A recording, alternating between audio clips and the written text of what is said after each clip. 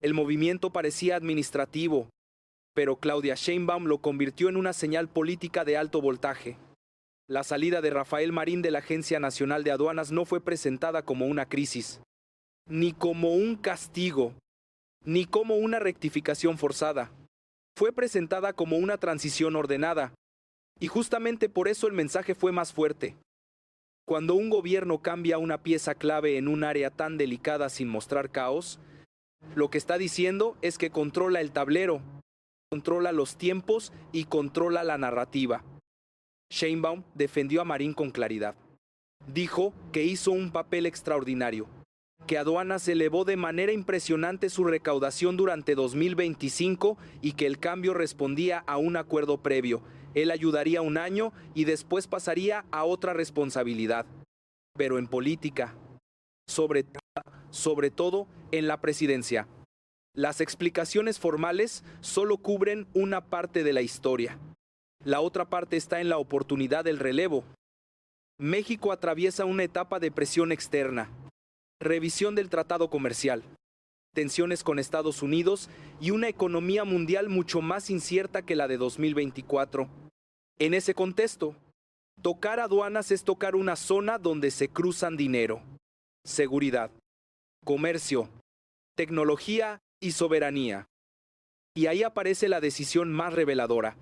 En lugar de colocar a un operador clásico, Sheinbaum nombró a Héctor Alonso Romero Gutiérrez, un perfil joven ligado a la transformación digital. Ese detalle cambia por completo la lectura. La presidenta no solo quiere mantener la recaudación, quiere rediseñar el funcionamiento del Estado en un punto neurálgico, quiere aduanas más digitalizadas, más trazables, más eficientes y, como modelo, sobre todo, menos expuestas a inercias viejas. No está defendiendo solamente una institución, está usando esa institución para demostrar qué tipo de poder quiere ejercer. La tensión aumentó todavía más cuando Sheinbaum cargó contra los políticos mexicanos que van a cadenas de televisión de Estados Unidos a hablar mal del país y a pedir intervención extranjera. Esa crítica no fue un comentario aislado, fue una línea divisoria. Con una mano reorganiza el aparato estatal, con la otra marca a sus adversarios como actores que rompen el límite de la soberanía. Ahí está el núcleo del conflicto. Claudia Sheinbaum no solo está gobernando, está definiendo quién juega dentro del marco nacional y quién queda expuesto como parte del problema. Y esa definición apenas abre una disputa mucho más grande. Para entender por qué este movimiento en aduanas es tan significativo, hay que mirar el contexto de poder en el que Claudia Sheinbaum está operando. No es un momento de estabilidad cómoda, es un momento de ajuste estructural. México entra en una fase donde la presión internacional, especialmente desde Estados Unidos, se combina con tensiones internas que buscan redefinir los límites del proyecto político que ella encabeza. El regreso de Donald Trump al poder en Estados Unidos alteró completamente el entorno. Nuevos aranceles, menor demanda de exportaciones mexicanas y una presión directa sobre sectores estratégicos obligaron a recalibrar decisiones. México no solo es vecino de Estados Unidos, es profundamente dependiente de su mercado. Y cuando esa relación se vuelve más incierta, cada punto de control económico se vuelve crítico. Las aduanas, en ese sentido, dejan de ser un espacio técnico. Se convierten en una línea de defensa económica. Sheinbaum lo sabe. Por eso insiste en que, a pesar del entorno global complejo, la economía mexicana se mantiene estable. El peso resiste. La inflación, aunque presionada por factores externos como el aumento en precios agrícolas, sigue en niveles manejables. Los ingresos del país avanzan bien. Las inversiones continúan. Este discurso no es solo informativo, es estratégico. Busca construir una narrativa de control en medio de la incertidumbre. Y en política, quien logra imponer la percepción de estabilidad, gana margen de maniobra, pero ese margen no elimina el conflicto interno. Al contrario, lo intensifica. La oposición no solo critica las decisiones del gobierno, también intenta internacionalizar el conflicto. Algunos legisladores han optado por acudir a medios estadounidenses para denunciar lo que consideran errores del gobierno mexicano. Para Sheinbaum, esa acción cruza una línea. No es solo oposición, es, en su lectura, una forma de debilitar la soberanía desde dentro. Ahí es donde el discurso se endurece. Cuando la presidenta califica esas acciones como antipatriotas, no está simplemente reaccionando, está reconfigurando el campo político. Está obligando a que el debate deje de ser solo sobre resultados económicos o políticas públicas y pase a ser sobre lealtad nacional. Esa es una jugada clásica de poder, pero ejecutada en un momento particularmente sensible. Al mismo tiempo, Sheinbaum refuerza otro frente, el de los resultados visibles. Proyectos como el Aeropuerto Internacional Felipe Ángeles, Mexicana de Aviación y la refinería Dos Bocas son presentados como pruebas concretas de que el modelo funciona. No se trata solo de defender decisiones pasadas, se trata de consolidar legitimidad. Si estos proyectos muestran resultados pasajeros, rentabilidad, autosuficiencia energética, entonces el argumento de fondo se fortalece. El camino elegido no fue un error, fue una apuesta correcta. Este equilibrio entre presión externa, conflicto interno y narrativa de resultados define el entorno en el que ocurre el cambio en aduanas. No es un hecho aislado, es una pieza dentro de un ajuste más amplio. Un ajuste donde cada movimiento busca reforzar control, reducir vulnerabilidades y anticipar escenarios más duros. Y mientras ese tablero se reorganiza, una pregunta empieza a crecer con más fuerza. Si Sheinbaum está fortaleciendo las estructuras clave del Estado, ¿qué tipo de confrontación está anticipando en los próximos meses?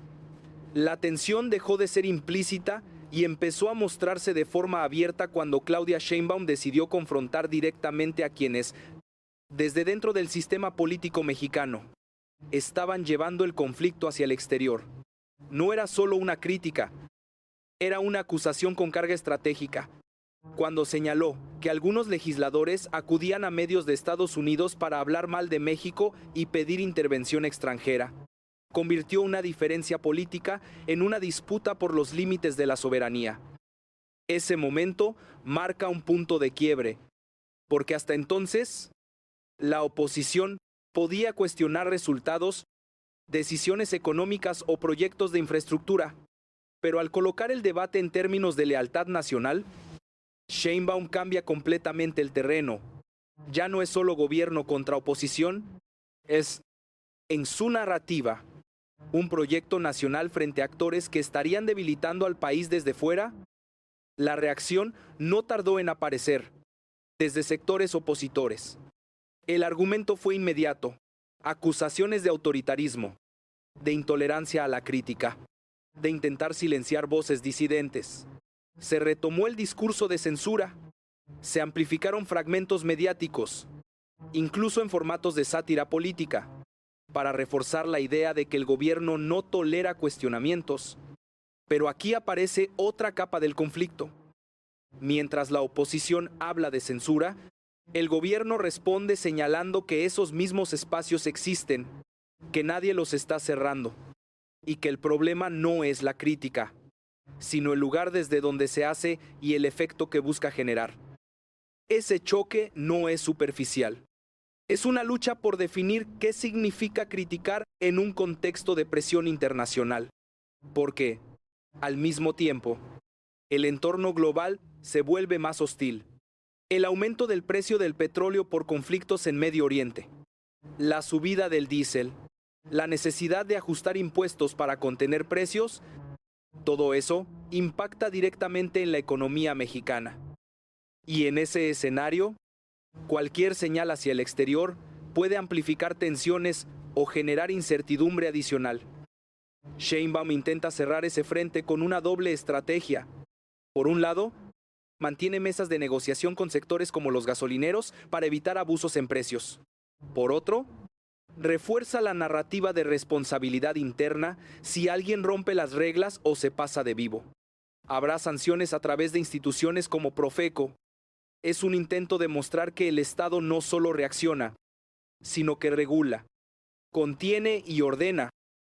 Pero el conflicto más profundo no está en los precios ni en los discursos mediáticos.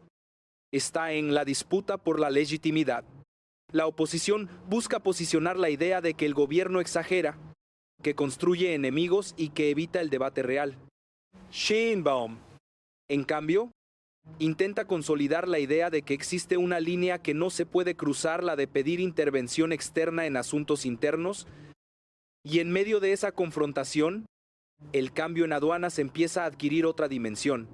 Porque si el conflicto escala, el control de los puntos de entrada al país comerciales, energéticos, logísticos se vuelve aún más crítico. No es solo una decisión técnica, es una anticipación. La pregunta ya no es si hay conflicto. Eso es evidente. La pregunta es, ¿hasta dónde está dispuesta Claudia Sheinbaum a llevar esa confrontación para consolidar su proyecto? Para entender realmente lo que está haciendo Claudia Sheinbaum, hay que dejar de mirar cada decisión como un evento aislado y empezar a ver el patrón completo. Porque lo que parece una serie de movimientos administrativos, en realidad responde a una arquitectura estratégica mucho más amplia. Y en el centro de esa arquitectura hay tres ejes: control del Estado, soberanía económica y reconfiguración tecnológica. El cambio en aduanas encaja perfectamente en ese diseño. No se trata solo de aumentar la recaudación, aunque eso sigue siendo importante. Se trata de transformar la manera en que el Estado observa, registra y controla los flujos económicos que entran y salen del país. Al colocar a un perfil especializado en digitalización, Sheinbaum está apostando por reducir la opacidad, cerrar espacios de discrecionalidad y construir una red de información más robusta.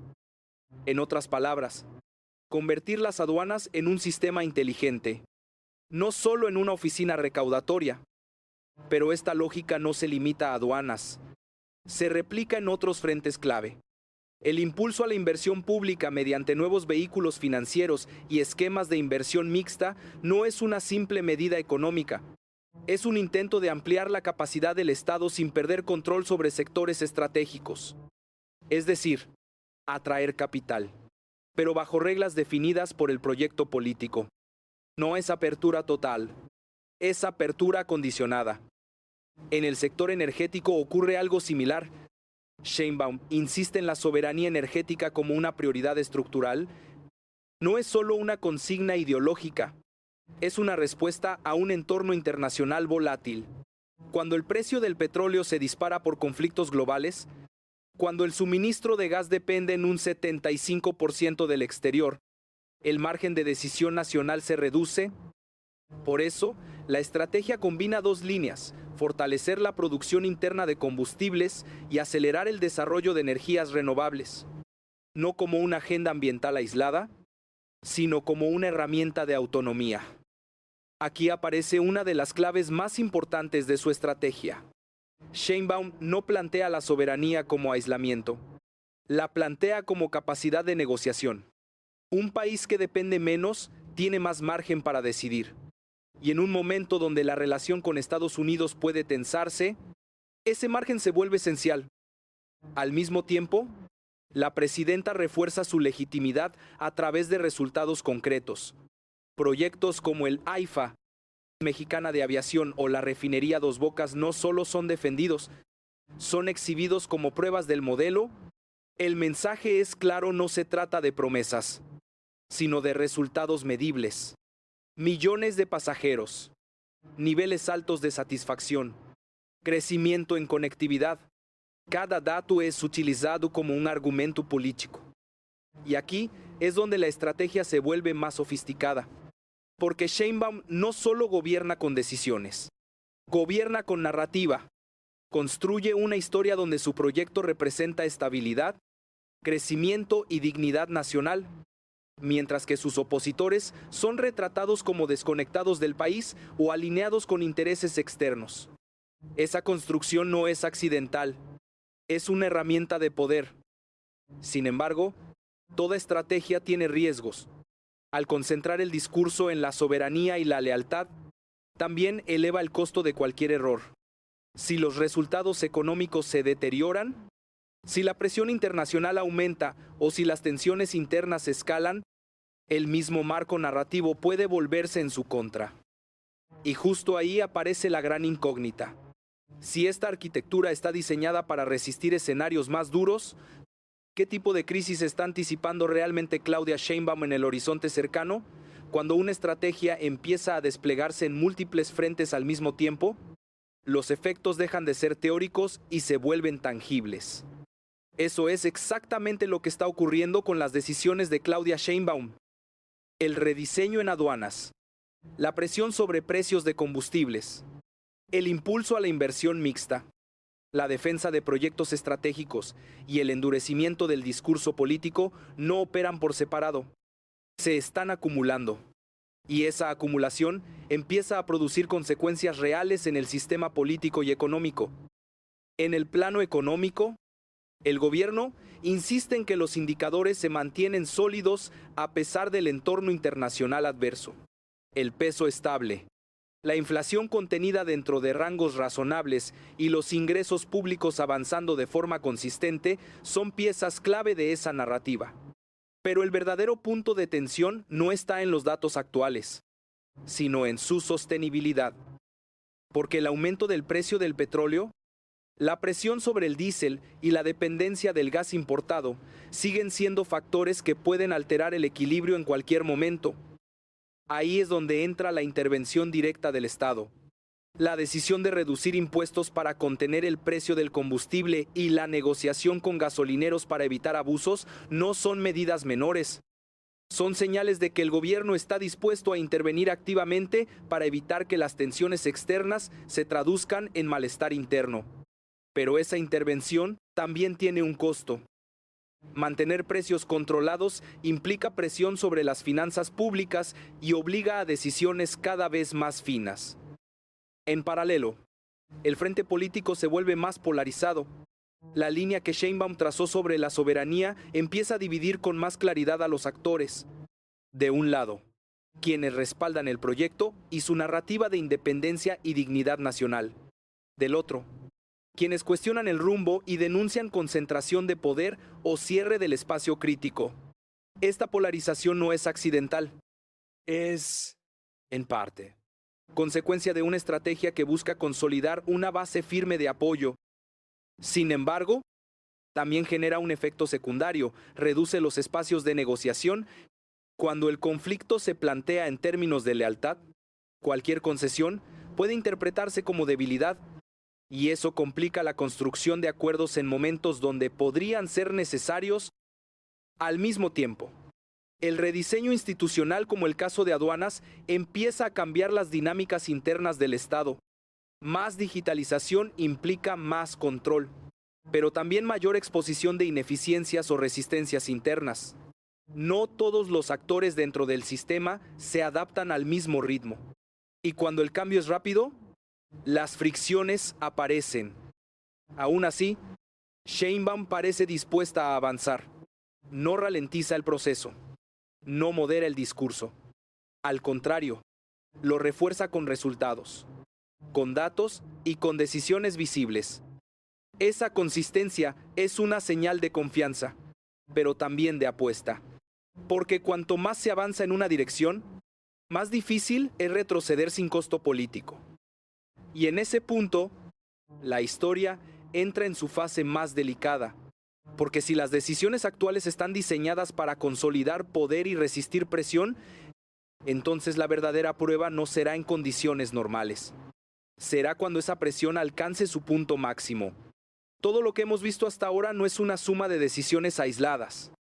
Es la construcción de un momento político. Claudia Sheinbaum no está reaccionando a los eventos. Está tratando de adelantarse a ellos. Y eso cambia completamente la lectura de su gobierno. El movimiento en aduanas, el impulso a la digitalización, la defensa cerrada de la soberanía, la confrontación directa con ciertos sectores de la oposición y la insistencia en mostrar resultados concretos forman parte de una misma lógica: consolidar control antes de que las condiciones externas e internas se vuelvan más difíciles. No es una estrategia de contención, Es una estrategia de posicionamiento, pero toda estrategia de este tipo tiene un punto crítico. Llega un momento en que ya no basta con ordenar el tablero, hay que sostenerlo bajo presión. Y esa presión ya está creciendo. La relación con Estados Unidos sigue siendo incierta. Los precios energéticos siguen expuestos a conflictos globales. Las tensiones internas no desaparecen, solo cambian de forma. En ese escenario, la gran pregunta no es si Claudia Sheinbaum tiene un plan. Eso ya quedó claro. La verdadera pregunta es si ese plan podrá resistir cuando todas las variables se muevan al mismo tiempo. Porque cuando eso ocurre, la política deja de ser narrativa y se convierte en resistencia. Hay otro elemento clave. Al elevar el debate hacia la soberanía y la lealtad, Sheinbaum también eleva las expectativas sobre su propio gobierno. Si promete independencia, tendrá que demostrarla en cada decisión difícil. Si promete resultados, tendrá que sostenerlos incluso cuando el entorno se complique. Y ese es el tipo de desafío que define a los liderazgos. Mientras tanto, el sistema político se ajusta a esta nueva realidad. Algunos actores se alinean, otros se radicalizan, otros intentan encontrar espacios intermedios que cada vez son más estrechos. El margen para la ambigüedad se reduce, y eso hace que cada movimiento futuro tenga un impacto mayor. Si has llegado hasta aquí, ya viste que esto no es solo un cambio administrativo ni un simple conflicto político. Es una reconfiguración del poder en tiempo real. Y lo más interesante es que apenas está comenzando. Porque la historia de Claudia Sheinbaum no se va a definir por este movimiento, sino por lo que ocurra después. Y ese después está cada vez más cerca.